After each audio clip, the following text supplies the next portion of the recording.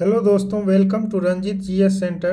दोस्तों, आज इस वीडियो में जो है पूर्व मध्यकाल जिसका समय है दोस्तों, टाइम पीरियड 800 से 1200 ईस्वी, यानी 800 से 1200 ईस्वी, लगभग 400 साल जो है दोस्तों, ये पूर्व मध्यकाल कहा जाता है। ठीक है, तो इस पूर्व मध्यकाल में जितने भी दोस्तों इम्पोर्टेंट जो है प्राचीन इतिहास से जो है युद्ध हुआ है, या जितने भी राजवंश होगा दोस्तों, उन सभी का अध्ययन करेंगे इस वीडियो में।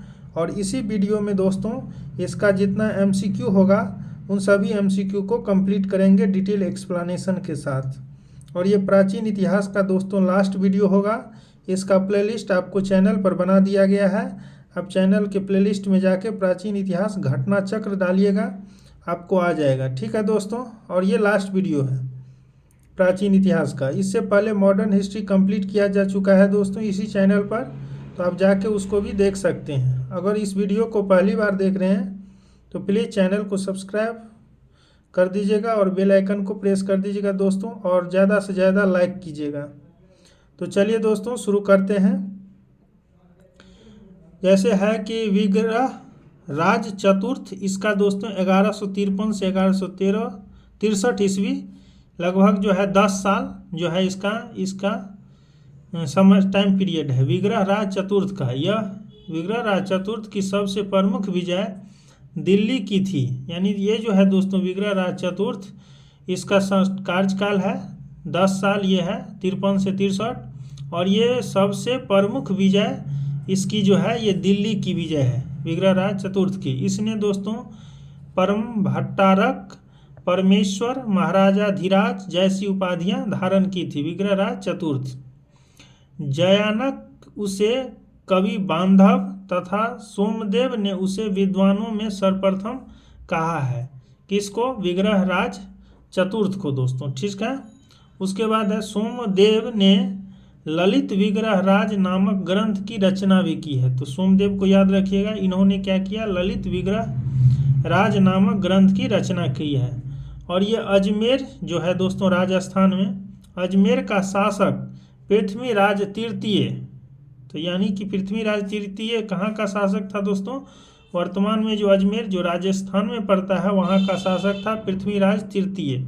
इसका कार्यकाल है 1177 से 1192 ईस्वी तक। ये पृथ्वीराज चौहान के नाम से प्रसिद्ध था। देखिएगा, ये पृथ्वीराज चौहान ही के नाम, पृथ्वीराज तृतीय ही पृथ्वीराज चौहान के नाम से प्रसिद्ध है। और ये कहाँ का शासक था दोस्तों? अजमेर, जो वर्तमान में राजस्थान है का क्षेत्र है। और इसका कार्यकाल है 1177 से 1192। ठीक है, जिसने 1191 ईस्वी में तराइन के प्रथम युद्ध में मोहम्मद गोरी को पराजित किया था 1191 ईस्वी में। ठीक है दोस्तों, किसको पराजित किया था? मोहम्मद गौरी को, तराइन के प्रथम युद्ध में। ठीक है, परंतु 1192 ईस्वी में तराइन के द्वितीय युद्ध, यानी एक साल बाद दोस्तों तराइन का द्वितीय युद्ध शुरू हुआ 1192 ईस्वी में। इसमें उसकी पराजय हुई, यानी मोहम्मद गोरी जीत गया, और जो है पृथ्वीराज तृतीय या उसी को दोस्तों पृथ्वीराज चौहान कहते हैं, ये मोहम्मद गोरी से युद्ध हार गया। कब? तराइन के द्वितीय युद्ध 1192 ईस्वी में। ठीक है दोस्तों, इसी के साथ इसका शासन समाप्त हो गया पृथ्वीराज तृतीय का। ठीक है, ये कार्यकाल देख लीजिएगा। उसके बाद है दोस्तों इम्पोर्टेंट फैक्ट, पाल वंश। पाल वंश का संस्थापक कौन था? गोपाल।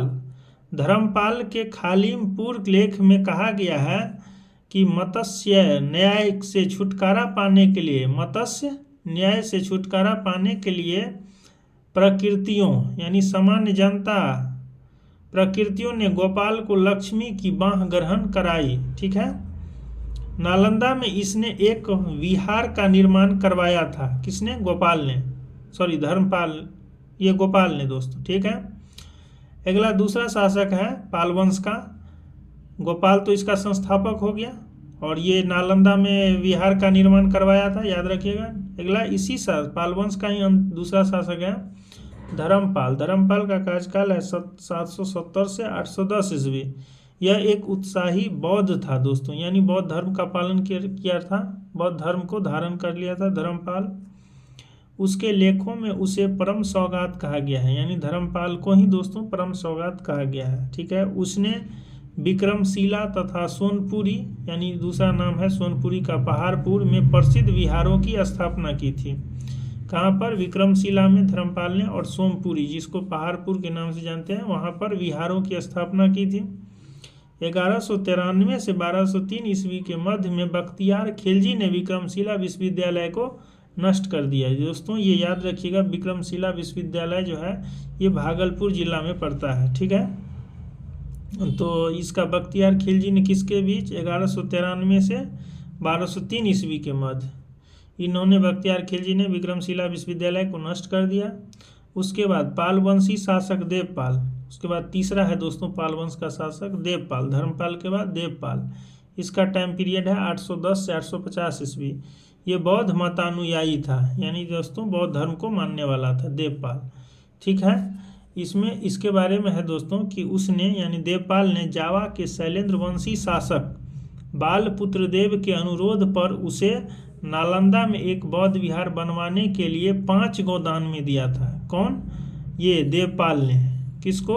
जावा दोस्तों, इंडोनेशिया के एक आइलैंड है जावा, वहाँ के शासक थे शैलेंद्र वंशी, जिसका नाम था बालपुत्रदेव। इसके अनुरोध पर जो है देवपाल ने नालंदा में एक बौद्ध विहार बनवाने के लिए 5 गौ दान में दिए थे। ठीक है, नेक्स्ट है दोस्तों गोविंद चंद्र गहरवाल। गोविंद चंद्र गहरवाल की रानी कुमार देवी जो है ये बौद्ध मतानुयायी था, इसको भी याद रखिएगा। अगला है दोस्तों, उन्होंने सारनाथ में धम्मचक्र जीन विहार बनवाया था। किसने? गोविंद चंद्र गहरवाल ने। गोविंद चंद्र का मंत्री लक्ष्मीधर ने कृत्य कल्पतरु नामक ग्रंथ की भी रचना की, तो इसको भी याद रखिएगा। ये ग्रंथ की रचना किसने की थी? गोविंद चंद्र का मंत्री था लक्ष्मीधर। इसमें 24 अध्याय है और गहरवाल वंश का अंतिम शासक जयचंद्र था। ये भी लिखा हुआ है कि गहरवाल वंश का अंतिम शासक जयचंद्र था। ठीक है दोस्तों, इसी ग्रंथ में लिखा हुआ है कृत्य कल्पतरु, जो लक्ष्मीधर की रचना है। अगला है दोस्तों, हमीर महाकाव्य में चौहानों को सूर्यवंशी बताया गया है। किसमें? हमीर महाकाव्य में चौहानों को सूर्यवंशी बताया गया है। हमीर महाकाव्य और पृथ्वीराज विजय के अनुसार चौहान जो है ये सूर्य के पुत्र चाहमान नामक अपने पूर्वज के वंशज थे। ठीक है, वे 4 अग्निकुलों में से एक थे। अल्लाह उदल महोबा से संबंधित थे दोस्तों। ये चंदेल शासक परमारदीदेव यानी परमल के सेना नायक थे। अल्लाह उदल, ठीक है, चंदेल शासक परमारदीदेव यानी परमल के सेना नायक थे, जो 1182 ईस्वी में पृथ्वीराज चौहान के आक्रमण का डटकर सामना करने के बाद वीरगति प्राप्त हो गई। यानी 1182 ईस्वी में पृथ्वीराज चौहान के साथ लड़ते हुए दोस्तों मारा गया। वीरगति मतलब मारा गया। उसके बाद है चंदेलों और चौहानों के इस संघर्ष का वर्णन दोस्तों चंद्रवरदायी, याद रखिएगा। ये जो दोनों में हुआ था, चंदेल शासक जिसके सेना नायक थे अल्लाह उदल और पृथ्वीराज चौहान के बीच युद्ध हुआ, जिसमें दोस्तों ये मारा गया। चंदेल शासक इसके सेना नायक थे ये अल्लाह उदल महोबा, ये इसका सेना नायक थे, चंदेल शासक परमारदीदेव का। ठीक है, और यही दोस्तों सेना नायक थे। और ये जो है 1182 ईस्वी में पृथ्वीराज चौहान के आक्रमण के कारण वीरगति प्राप्त हुई थी। चंदेल और चौहान के इस संघर्ष को दोस्तों 1182 ईस्वी में हुआ था, इसका वर्णन चंद्रवरदायी कृत यानी चंद्रवरदायी की रचना है दोस्तों पृथ्वीराज रासो। पृथ्वीराज रासो किसकी रचना है? चंद्रवरदायी की। एवं जगनिक कृत परमाल रासो यानी जगनिक की रचना है दोस्तों, जगनिक की रचना है परमाल रासो। ये दोनों से के अल्लाह खंड से प्राप्त होता है। ये दोनों पृथ्वीराज रासो और जगनिक की रचना है परमाल रासो, इसके अल्लाह खंड से प्राप्त होता है। इस दोनों चंदेल और चौहान वंश के संघर्ष का वर्णन। अगला है दोस्तों, देखिएगा अगला है कि जेजाक भुक्ति। जेजाक भुक्ति जो है ये बुंदेलखंड का प्राचीन नाम था, तो इसको भी याद रखिएगा। जेजाक भुक्ति जो है बुंदेलखंड का पुराना नाम है। चंदेल वंश के शासक थे, कौन थे? नन्नुक के पौत्र जयसिंह, ठीक है, या जेजा के नाम पर यह प्रदेश जेजाक भुक्ति कहलाया। यानी जेजाक भुक्ति जो बुंदेलखंड का नाम था पुराना, ये चंदेल वंश के शासक थे नन्नुक, उसका पौत्र था जय सिंह या जेजा, उसी के नाम पर इस क्षेत्र प्रदेश का नाम जेजाक भुक्ति कहलाया। खजुराहो लेख में शासक हर्ष को परम भट्टारक कहा गया है। किसमें? खजुराहो लेख में शासक हर्ष को परम भट्टारक कहा गया है। शासक धंग ने महाराजा धीराज की उपाधि धारण की। उसने प्रयाग के संगम में जल समाधि द्वारा प्राण त्याग दिया, ठीक है, प्रयाग में जो इलाहाबाद है दोस्तों, इसके संगम में जल समाधि द्वारा प्राण का त्याग कर दिया। किसने? शासक धंग ने, जो महाराजा धीराज की उपाधि धारण की थी। अगला है दोस्तों, प्राचीन काल में जो है पुंड्रवर्धन भुक्ति उत्तर बंगाल के क्षेत्र में अवस्थित थी। ये पुंड्रवर्धन भुक्ति दोस्तों, पुंड्रवर्धन भुक्ति ये उत्तर बंगाल के क्षेत्र में अवस्थित था। पाल, चंद्र और सेन राजवंशों के युग में इसके क्षेत्राधिकार का विस्तार उत्तर बंगाल के बाहर भी था, पाल, चंद्र और सेन राजवंश के समय, ठीक है। अगला है दोस्तों, देखिएगा गुर्जर प्रतिहार। गुर्जर प्रतिहार वंश का संस्थापक था नागभट्ट प्रथम। याद रखिएगा, नागभट्ट प्रथम किसका? गुर्जर प्रतिहार वंश का संस्थापक। इस वंश के शासक नागभट्ट द्वितीय ने परम भट्टारक महाराजा धीराज परमेश्वर की उपाधि धारण की थी। नागभट्ट द्वितीय ने। मिहिर भोज प्रथम वैष्णव धर्मानुयायी था। मिहिर भोज था प्रथम वैष्णव धर्मानुयायी, यानी विष्णु को मानने वाला। इसने दोस्तों आदिवराह या तथा प्रभास उपाधि धारण की। प्रतिहार वंश का महानतम शासक मिहिर भोज था, तो इसको भी याद रखिएगा। संस्थापक तो नागभट्ट है, पर महानतम या फेमस जो आया है या प्रसिद्ध शासक कह सकते हैं मिहिर भोज था। मिहिर भोज का शासन काल है 836 से 885 ईस्वी, ठीक है। इसके बाद महेंद्र पाल जो है प्रतिहार शासक हुआ, ठीक है। मिहिर भोज के बाद महेंद्र पाल प्रतिहार का शासक हुआ और इसका शासनकाल 85 से 910 ईस्वी तक रहा है, ठीक है। अगला है ये दोस्तों, महान जैन विद्वान थे हेमचंद्र। इन्होंने सोलंकी वंश के जयसिंह सिद्धराज, जिसका पीरियड है 1093 ईस्वी से 1143 ईस्वी के समय में प्रमुखता प्राप्त की थी। ये हेमचंद्र जो कि जैन विद्वान था, किसके समय? सोलंकी वंश के राजा थे जयसिंह, इसके समय, ठीक है। तथापि वे उसके उत्तराधिकारी कुमार पाल के सलाहकार के रूप में उसकी सभा को अलंकृत करते थे। और उत्तराधिकारी जो था दोस्तों जयसिंह का, कुमार पाल, इसका दोस्तों सलाहकार भी था हेमचंद्र, ठीक है, याद रखिएगा। अगला है दोस्तों सेन वंश। सेन वंश के लेखों से ज्ञात होता है कि वे चंद्रवंशी क्षत्रिय थे। सेन वंश के लेख से ज्ञात होता है कि सेन वंश कौन क्या थे? चंद्रवंशी क्षत्रिय थे तथा उनका आदि पुरुष वीरसेन था। सेन वंश के शासक बल्लाल सेन ने परम भट्टारक महाराजा धीराज परमेश्वर परम माहेश्वर निशंक शंकर आदि उपाधि धारण किया था। इसने दोस्तों दान सागर नामक ग्रंथ की भी रचना की थी, इसको भी याद रखिएगा। दान सागर ग्रंथ की रचना की थी, ठीक है, तो इसको आप याद रख सकते हैं, दान सागर ग्रंथ की रचना, ठीक है। उसके बाद है दोस्तों लक्ष्मण सेन। सेन वंश के शासक थे लक्ष्मण सेन, इसका सेन वंश के शासक थे।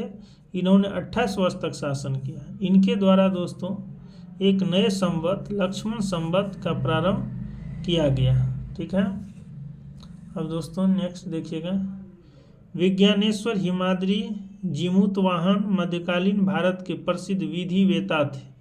यानी ये नाम आप याद रखिएगा, विधिवेता यानी लॉ के जानने वाले दोस्तों। विज्ञानेश्वर हिमाद्री जीमूतवाहन और जीमूतवाहन ये मध्यकालीन भारत के प्रसिद्ध विधिवेता थे। विज्ञानेश्वर ने याज्ञवल्क्य स्मृति पर मिताक्षरा शीर्षक से टीका ग्रंथ लिखा है। जिमूत वाहन ने दैभाग नामक ग्रंथ की रचना की है। और हिमाद्री, ये जो तीसरा है दोस्तों, हिमाद्री 13वीं शताब्दी में कर्नाटक के विद्वान थे। इन्होंने आयुर्वेद के ग्रंथ अष्टांग हृदय पर टीका लिखी है हिमाद्री ने। इसके अलावा इन्होंने चतुर्वर्ग चिंतामणि नामक पुस्तक लिखी है। चतुर्वर्ग चिंतामणि नामक पुस्तक, ठीक है। तथा राज कार्यों के लिए नियमों पर भी पुस्तक लिखी है। किसने? हिमाद्री ने। उसके बाद अतः यह भी मध्यकालीन विधि वेता थे। कौन? हिमाद्री।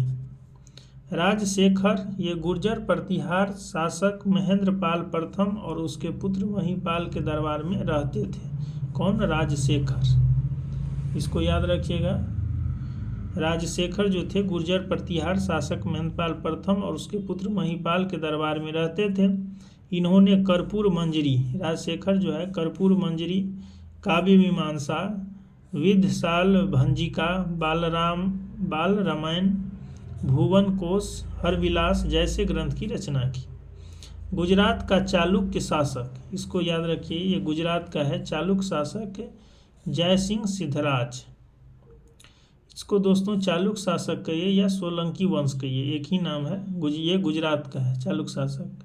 ये जयसिंह सिद्धराज एक जो है शासक था, ये चालुक्य शासक जयसिंह सिद्धराज एक धर्म सहिष्णु शासक था। मुस्लिम लेखक मोहम्मद औफी का कहना है, मुस्लिम शासक था मोहम्मद औफी, उसका कहना है कि खंभात में, खंभात गुजरात में पड़ता है दोस्तों, गल्फ ऑफ खंभात, तो गल्फ ऑफ खंभात में कुछ मस्जिदों के लिए उसने 1 लाख बालोम यानी मुद्राएं दान में दी थी। किसने? जयसिंह सिद्धराज ने। इसलिए इसको धर्म सहिष्णु कहा जाता है। ठीक है दोस्तों, जयसिंह सिद्धराज को, जो कि चालुक्य शासक या सोलंकी वंश के शासक हैं और ये गुजरात से संबंधित है। अगला है दोस्तों, परमार शासक वाक्यपति मुंज ने मुंज सागर नामक तालाब बनवाया था। ये परमार शासक, उसने श्री वल्लभ, पृथ्वी वल्लभ, अमोघ वर्ष आदि उपाधियां धारण की। उसके छोटे भाई सिंधुराज ने कुमार नारायण तथा सांक जैसी उपाधियां धारण की। राजा भोज जो है दोस्तों, ये परमार शासक था। याद रखिएगा, ये राजा भोज के बारे में, ये कौन थे? ये परमार शासक थे, राजा भोज। और परमारों का पहले शासन केंद्र उज्जैन था। परमार का सबसे पहले शासन केंद्र उज्जैन था। तत्पश्चात राजधानी धार में स्थानांतरित कर दी गई। ठीक है दोस्तों, परमार शासकों ने।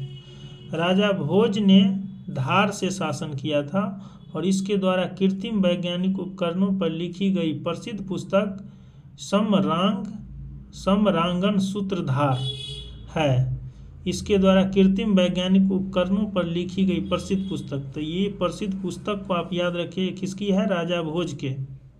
ठीक है, राजा भोज द्वारा जो है दोस्तों ये समरांगन सूत्रधार, ये पुस्तक लिखी गई है। समरांगन सूत्रधार वास्तु शास्त्र से संबंधित ग्रंथ है। ये जो है दोस्तों, ये वास्तु शास्त्र से संबंधित ग्रंथ है। ये वास्तु शास्त्र से संबंधित ग्रंथ है समरांगन सूत्रधार।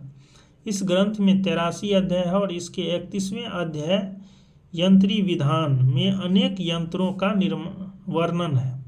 सरस्वती, कंठाभरण, सिद्धांत संग्रह, उसके बाद है दोस्तों योग सूत्र, राजमार्तंड, याद रखिएगा राजमार्तंड, विद्या विनोद, युक्ति कल्पतरु, चारुचर्या, इनकी अन्य प्रसिद्ध रचना है राजा भोज की। भोजशाला मंदिर जो है दोस्तों, ये मध्य प्रदेश के धार जिले में स्थित है। इसको भी याद रखिए, भोजशाला मंदिर मध्य प्रदेश के धार जिले में स्थित है और यहाँ पर वाग्देवी यानी भगवती सरस्वती देवी अधिष्ठात्री यानी स्थापित है धार में दोस्तों। वाग्देवी मतलब भगवती सरस्वती देवी। ठीक है, अगला है दोस्तों देखिएगा, भोजशाला का निर्माण जो है ये परमार शासक राजा भोज ने संस्कृत पाठशाला के रूप में करवाया था। तो इसको भी याद रखिएगा, ये भोजशाला मंदिर का जो निर्माण जो है ये परमार शासक राजा भोज ने संस्कृत पाठशाला के रूप में करवाया था। यानी इसमें संस्कृत की पढ़ाई होती थी। अब भोजशाला कमाल मौला मस्जिद परिसर में स्थित है। किस परिसर में? कमाल मौला मस्जिद परिसर में। उसके बाद है नेक्स्ट है दोस्तों गौडवह कन्नौज के राजा यशोवर्मन के राजश्रित कवि जो है ये वाकपति की रचना है। तो याद रखिएगा, राजाश्रित कवि वाकपति की रचना है क्या? गौडवाह। ये कन्नौज के राजा थे यशोवर्मन, इसके राजश्रित कवि थे, यानी कि ये यशोवर्मन के राज कवि थे दोस्तों वाकपति। इसकी रचना है गौडवह। ठीक है। अब दोस्तों इसका जो है ऑब्जेक्टिव है, इसका ऑब्जेक्टिव इसी वीडियो में कंप्लीट करने का प्रयास करते हैं। तो दोस्तों इसमें जो ऑब्जेक्टिव है इसको जल्दी कर लेते हैं, क्योंकि थ्योरी इसी वीडियो में है।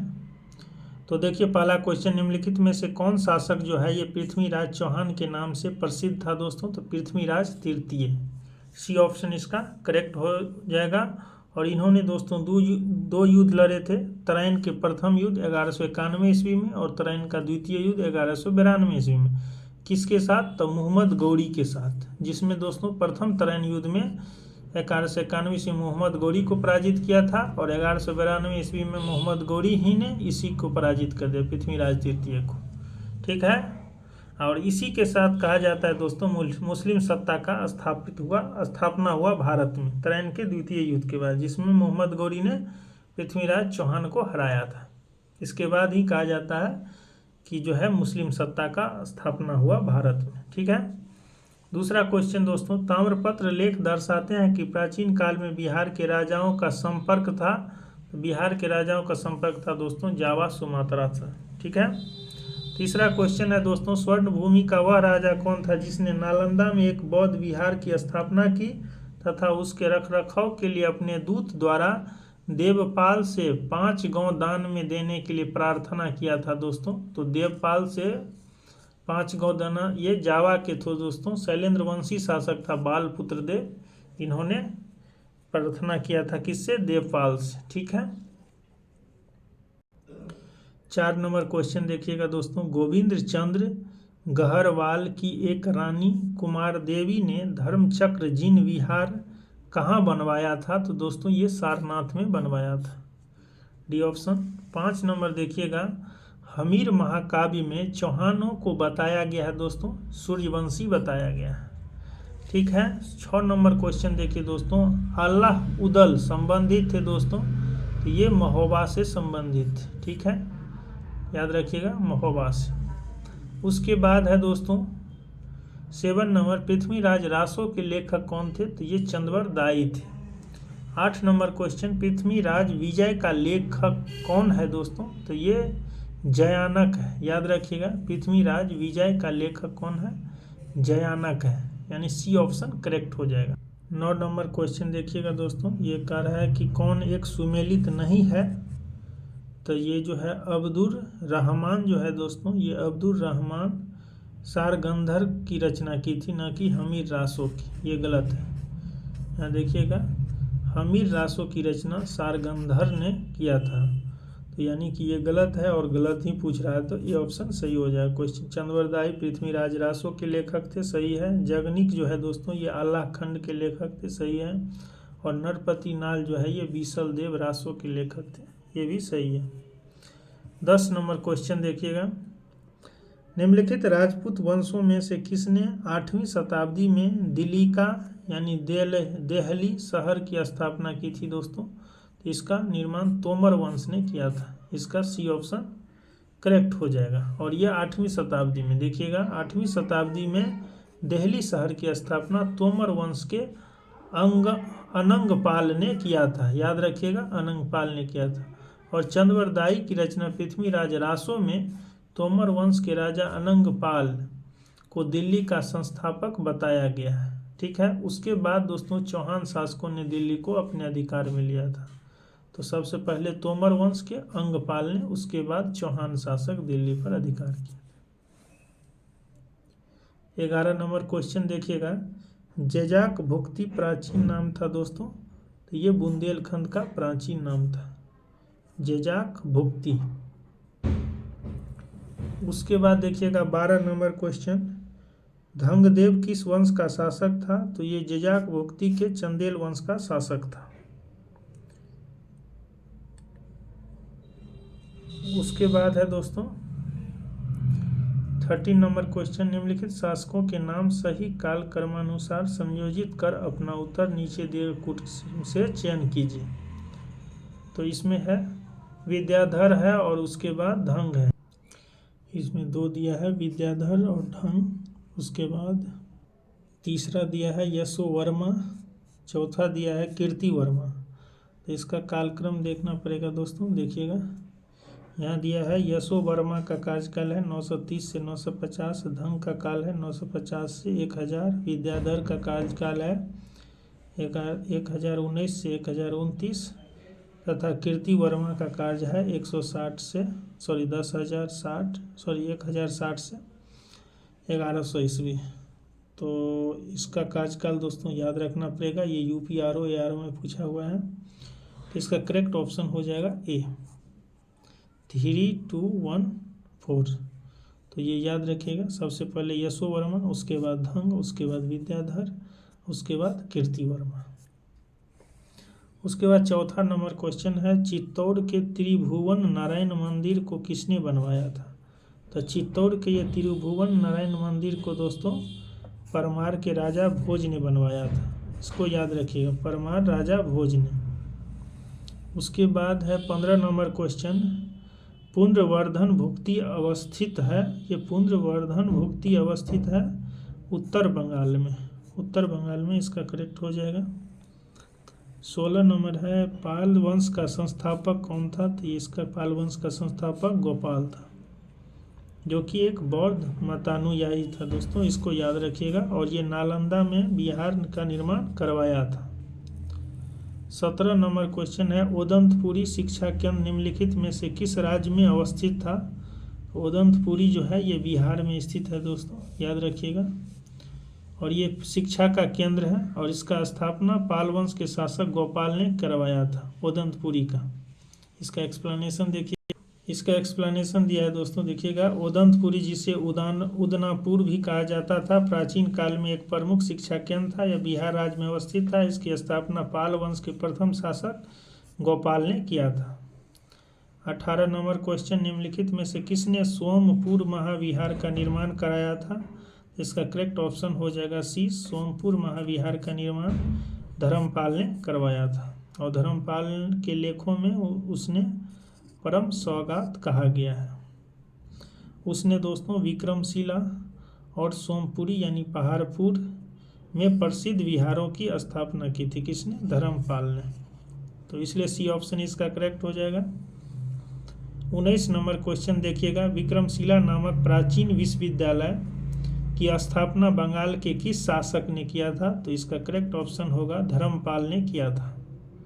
धर्मपाल को याद रखें, इन्होंने विक्रमशिला और सोमपुर महाविहार का निर्माण करवाया था। उसके बाद है 20 नंबर क्वेश्चन, उस पाल शासक का नाम बताइए जिसने विक्रमशिला विश्वविद्यालय स्थापित किया था। तो धर्मपाल ने। कहाँ पर स्थित है ये? भागलपुर में। उसके बाद 21 नंबर, विक्रमशिला महाविहार की स्थापना किस वंश के शासक द्वारा करवाई गई थी? तो ये पाल वंश के शासक धर्मपाल के द्वारा करवाई गई थी। 22 नंबर क्वेश्चन देखिएगा, क्या कर रहा है कि निम्नलिखित में से किस शासक ने विक्रमशिला विश्वविद्यालय की स्थापना कराया था? तो धर्मपाल ने। 23 नंबर क्वेश्चन है, प्राचीन भारत के एक महान शिक्षा केंद्र विक्रमशिला महाविहार की स्थापना की थी। तो यह धर्मपाल ने। 24 नंबर क्वेश्चन, निम्नलिखित में से कौन विक्रमशिला विश्वविद्यालय के संस्थापक थे? Same question, Dharmpal. 25, विक्रमशिला विश्वविद्यालय में से आज के किस राज्य में अवस्थित है? तो बिहार में दोस्तों, और ये भागलपुर जिला में। देखिएगा यहाँ पर लिखा हुआ है, पाल वंश के शासक धर्मपाल ने 8वीं शताब्दी में बिहार राज्य के भागलपुर में विक्रमशिला विश्वविद्यालय की स्थापना की थी। यहाँ बौद्ध धर्म और दर्शन के अतिरिक्त न्याय, तत्वज्ञान, व्याकरण आदि की शिक्षा दी जाती थी, जिसको दोस्तों बख्तियार खिलजी ने 1193 से 1202 ईस्वी के बीच में जो है नष्ट कर दिया गया। 26 नंबर क्वेश्चन, निम्नलिखित स्थानों में से कौन सा स्थान पूर्व मध्य काल में शिक्षा का केंद्र नहीं था? नहीं था पूछ रहा है। नालंदा था, विक्रमशिला था, सी ऑप्शन दिया हुआ है। तक्षशिला, तो तक्षशिला दोस्तों नहीं था। उदंतपुरी ये था। तो तक्षशिला जो है ये शिक्षा का केंद्र नहीं था। ठीक है, ये पूछ रहा है पूर्व मध्य काल में, तो पूर्व मध्य काल में दोस्तों तक्षशिला जो है ये शिक्षा का केंद्र नहीं था। पूर्व मध्य काल में जो दोस्तों 800 से 1200 ईस्वी के बीच के पीरियड में पहुंच रहा है। तो ये तक्षशिला जो है दोस्तों ये महाजनपद काल के हैं, यानी 600 BC के, तो इसलिए ये नहीं होगा।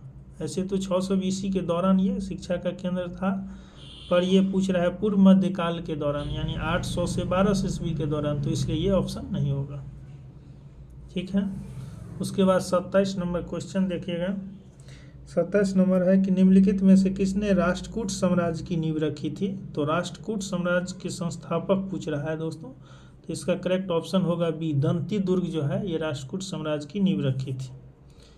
ठीक है, उसके बाद है दोस्तों 28 नंबर देखिएगा, निम्नलिखित में से किसने हिरण्यगर्भ धार्मिक कार्य कराया था? तो वही दोस्तों दंती दुर्ग ने ही दोस्तों उज्जैन में जो है ये, यहाँ देखिएगा उज्जैन में ही इन्होंने हिरण्यगर्भ यानी महादान यज्ञ करवाया था, दंती दुर्ग ने। उसके बाद 29 नंबर क्वेश्चन है कि निम्नलिखित में से कौन अपने पिता के अभियानों के क्रम में सैनिक छावनी में पैदा हुआ था? तो इसका करेक्ट ऑप्शन होगा अमोघ वर्ष राष्ट्रकूट। ये अमोघ वर्ष राष्ट्रकूट वंश के शासक थे दोस्तों। इन्होंने पिता के अभियान के क्रम में सैनिक छावनी में पैदा हुआ था, अमोघ वर्ष राष्ट्रकूट। और इसका जन्म कहाँ पर हुआ था? देखिएगा, इसका जन्म हुआ था नर्मदा नदी के किनारे श्री भावन नामक स्थान पर। ठीक है, इसके पिता का नाम था राजा गोविंद तृतीय। और ये दोस्तों उत्तर भारत के सफल अभियान के बाद वापस लौट रहे थे। 30 नंबर क्वेश्चन देखिएगा, महानतम प्रतिहार राजा था? तो महानतम प्रतिहार राजा था मिहिर भोज। सी ऑप्शन करेक्ट हो जाएगा। उसके बाद है 31 नंबर, गुर्जर प्रतिहार शासकों में से किसकी उपाधि आदि वराह थी? यानी गुर्जर प्रतिहार शासकों में किसने आदि वराह की उपाधि धारण की थी? तो इसका करेक्ट ऑप्शन होगा मिहिर भोज। सी ऑप्शन करेक्ट हो जाएगा। और ये दोस्तों वैष्णव धर्मानुयायी थी, यानी विष्णु को मानने वाले थे मिहिर भोज, और इन्होंने ही आदि वराह और प्रभास जैसी उपाधि धारण की थी। 32 नंबर क्वेश्चन देखिएगा दोस्तों। 32 नंबर है कि निम्नलिखित ऐतिहासिक व्यक्तियों के नाम कालक्रमानुसार संयोजित कर नीचे दे कूट से सही उत्तर को चुनिए। नागभट्ट द्वितीय, महिपाल, महेंद्रपाल और वत्सराज। तो इसका कार्यकाल देखिएगा, इसका करेक्ट ऑप्शन हो जाएगा बी 4132। यहाँ दिया हुआ है शासक का नाम वत्सराज का कार्यकाल है 775 से 800। नागभट्ट द्वितीय का है 800 से 833। महेंद्रपाल का कार्यकाल है 885 से 910 और महिपाल का कार्यकाल है 912 से 944। यानी सबसे पहले वत्सराज, उसके बाद नागभट्ट द्वितीय, उसके बाद महेंद्र प्रथम, उसके बाद महिपाल। तो इसलिए इसका करेक्ट ऑप्शन हो जाएगा बी। ठीक है, उसके बाद 33 नंबर क्वेश्चन है, निम्नलिखित में से कौन सा शासक गुर्जर प्रतिहार राजवंश से संबंधित नहीं था? है यानी गुर्जर प्रतिहार राजवंश से संबंधित नहीं है दोस्तों। इसमें इसका करेक्ट ऑप्शन कौन सा होगा? नागभट्ट द्वितीय संबंधित है, महेंद्रपाल भी है, देवपाल भी है। कौन सा शासक गुर्जर प्रतिहार राजवंश से संबंधित नहीं है? तो इसका करेक्ट ऑप्शन हो जाएगा भरत भट्ट। याद रखिएगा, भरत भट्ट प्रथम जो है ये गुर्जर प्रतिहार राजवंश से संबंधित नहीं है, भरत भट्ट प्रथम। ठीक है दोस्तों, एक्सप्लेनेशन में देखिएगा दोस्तों, यहाँ दिया हुआ है गुर्जर प्रतिहार वंश का संस्थापक नागभट्ट प्रथम था और इस वंश के अन्य शासक में वत्सराज, नागभट्ट द्वितीय, मिहिर भोज, महेंद्रपाल, देवपाल, ये सभी आते हैं। इस वंश के शासक में भरत भट्ट प्रथम नहीं आता है। ठीक है। 34 नंबर क्वेश्चन देखिएगा, महान जैन विद्वान हेमचंद्र किसकी सभा को अलंकृत करते थे? तो ये जैन विद्वान थे हेमचंद्र, ये दोस्तों कुमारपाल के सभा में बैठते थे।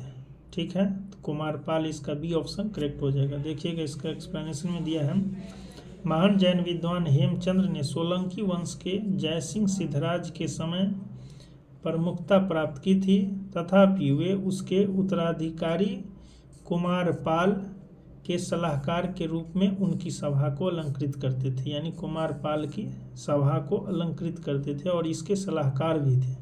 कौन? हेमचंद्र। और ये किसका उत्तराधिकारी थे? कुमारपाल। तो सोलंकी वंश के शासक जयसिंह सिद्धराज के। ठीक है, इसको याद रखिएगा। 35 नंबर क्वेश्चन देखिएगा, निम्नलिखित में से किसे एक नया संवत चलाने का यश प्राप्त हुआ है? इसका करेक्ट ऑप्शन होगा लक्ष्मण सेन ने दोस्तों एक नया संवत चलाया था। ठीक है, और ये सेन वंश के शासक थे, इसको याद रखिएगा लक्ष्मण सेन को, और इन्होंने ही लक्ष्मण संवत शुरू किया था। लक्ष्मण संवत का प्रारंभ निम्नलिखित में से किस वंश द्वारा किया गया था? तो सेन वंश के द्वारा। डी ऑप्शन करेक्ट हो जाएगा। 37 नंबर क्वेश्चन देखिएगा, निम्नलिखित में से कौन मध्यकालीन भारत के प्रसिद्ध विधिवेता थे?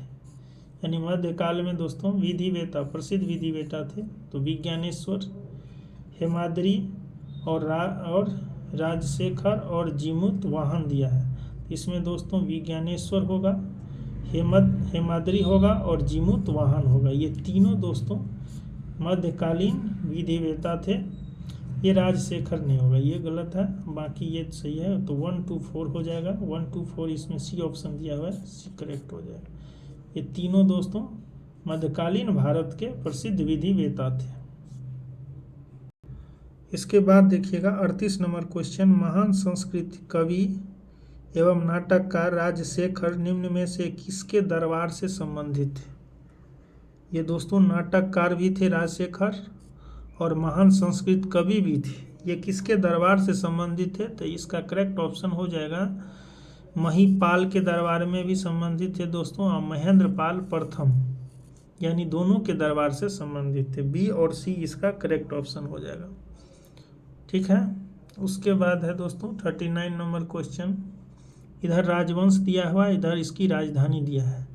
चोल वंश दिया है दोस्तों, प्रतिहार वंश, परमार वंश, सोलंकी वंश। ठीक है दोस्तों, इसको याद रखिएगा।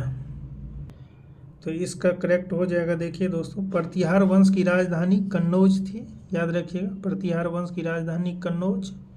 उसके बाद है चोल वंश। ठीक है, चोल वंश की राजधानी है, देखिएगा, तो इसका हो जाएगा दोस्तों चोल वंश का हो जाएगा राजधानी तंजौर या तंजावुर। प्रतिहार वंश की राजधानी कन्नौज।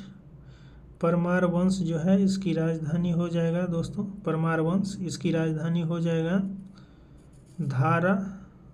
धारा या मध्य प्रदेश। और सोलंकी वंश की राजधानी हो जाएगा अनहिलवार, याद रखिएगा, सोलंकी वंश का हो जाएगा अनहिलवार। ठीक है, इसका एक्सप्लेनेशन देख लीजिए। प्रतिहार वंश का संस्थापक नागभट्ट को माना जाता है, किंतु वास्तविक संस्थापक वत्सराज था। प्रतिहार वंश का सर्वाधिक महत्वपूर्ण शासक मिहिरभोज था। प्रतिहारों की राजधानी कन्नौज थी। चोल साम्राज्य की स्थापना विजयालय ने की थी और तंजौर चोलों की राजधानी थी। परमार वंश का वास्तविक संस्थापक सियक द्वितीय था, इसको भी याद रखिएगा। परमार वंश का वास्तविक संस्थापक सियक द्वितीय था और परमार की राजधानी धारा थी। चालुक्य अथवा सोलंकी वंश ये अग्निकुल राजपूत थे और इस वंश का संस्थापक मूलराज प्रथम था। चालुक्य वंश का संस्थापक मूलराज प्रथम और सोलंकियों की राजधानी अनहिलवार थी। इसको, ये एक्सप्लेनेशन इंपॉर्टेंट है दोस्तों, इसको याद रखिए। उसके बाद है गुर्जर प्रतिहार। गुर्जर प्रतिहार वंश की स्थापना की, तो इसका करेक्ट ऑप्शन हो जाएगा नागभट्ट प्रथम ने दोस्तों ये गुर्जर प्रतिहार वंश की स्थापना की थी। 41 नंबर क्वेश्चन है कि राजवंश जो कन्नौज पर अधिपत्य स्थापित करने में त्रिकोणीय संघर्ष में उलझे हुए थे वह थे। तो ये त्रिकोणीय संघर्ष जो है दोस्तों पाल, प्रतिहार और राष्ट्रकूट, यानी पाल, प्रतिहार यानी गुर्जर प्रतिहार और राष्ट्रकूट, ये तीनों के बीच त्रिकोणीय संघर्ष हुआ था। चोल इसमें शामिल नहीं था। तो 2, 3 और 4 करेक्ट हो जाएगा। 2, 3, 4 इसमें सी ऑप्शन है, सी ऑप्शन करेक्ट हो जाएगा। उसके बाद 42 नंबर क्वेश्चन देखिएगा, निम्नलिखित में से कौन त्रिकोणात्मक संघर्ष का हिस्सा नहीं था। तो इसमें दोस्तों पाल, प्रतिहार और राष्ट्रकूट तीनों था, ये चोल नहीं था। डी ऑप्शन इसका करेक्ट हो जाएगा। 43 नंबर देखिएगा, महोदया किसका पुराना नाम है दोस्तों। तो ये महोदया जो है ये कन्नौज का पुराना नाम है। सी ऑप्शन करेक्ट हो जाएगा। 44 नंबर, निम्नलिखित में से किसे नगर महोदय श्री के नाम से जाना जाता था। नगर महोदय श्री के नाम से ये कन्नौज को जाना जाता था। 45 नंबर क्वेश्चन देखिए, निम्नलिखित में से किसने खंभात में तोड़ी गई मस्जिद के पुनर्निर्माण के लिए आर्थिक सहायता प्रदान की थी। ये कौन होगा दोस्तों। तो इसका करेक्ट ऑप्शन हो जाएगा जय सिंह सिद्धराज। दोस्तों इसी के कारण जो है, चूँकि खंभात गुजरात में पड़ता है दोस्तों, तो खंभात में जो है मस्जिद को तोड़ा गया था, उस मस्जिद के पुनर्निर्माण के लिए जय सिंह सिद्धराज जो है आर्थिक मदद की थी, इसलिए कारण इसको धर्म सहिष्णु भी कहा जाता है दोस्तों। ठीक है, इसका एक्सप्लेनेशन देखिएगा। इसका एक्सप्लेनेशन है दोस्तों, गुजरात का चालुक्य शासक था, यह चालुक्य वंश के शासक थे जय सिंह सिद्धराज। एक धर्म सहिष्णु शासक था और मुस्लिम लेखक मोहम्मद औफी का कहना है कि खंभात में कुछ मस्जिदों के लिए उसने 1 लाख मुद्राएं, जिसको पुराना नाम में दोस्तों बालोम कहा जाता था, उदान में दिया था। 46 देखिएगा, परमार वंश का संस्थापक कौन था। परमार वंश का, तो इसमें तो कोई नहीं दिया रहा है दोस्तों, परमार वंश का जो है इसमें कोई नहीं दिया है। इसका याद रखिएगा, परमार वंश का जो है स्थापना 10वीं शताब्दी में हुआ है। प्रथम चरण में उपेंद्र अथवा कृष्णराज नामक व्यक्ति ने किया था परमार वंश की स्थापना, और ये धारा नामक नगरी परमार वंश की राजधानी थी। तो धारा क्या थी, परमार वंश की राजधानी थी, और कृष्णराज नामक व्यक्ति ने परमार वंश की स्थापना की थी। 47 राजा भोज ने शासन किया। तो राजा भोज दोस्तों धार में शासन किया था, इसको याद रखिए, और ये परमार वंश के शक्तिशाली शासक था राजा भोज।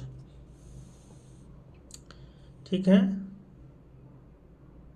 यहाँ दिया हुआ है दोस्तों, देखिएगा, राजा भोज परमार शासक था। परमारों का पहले शासन केंद्र उज्जैन था, उसके बाद राजधानी धारा में स्थानांतरित किया गया। राजा भोज ने धारा में से शासन किया था।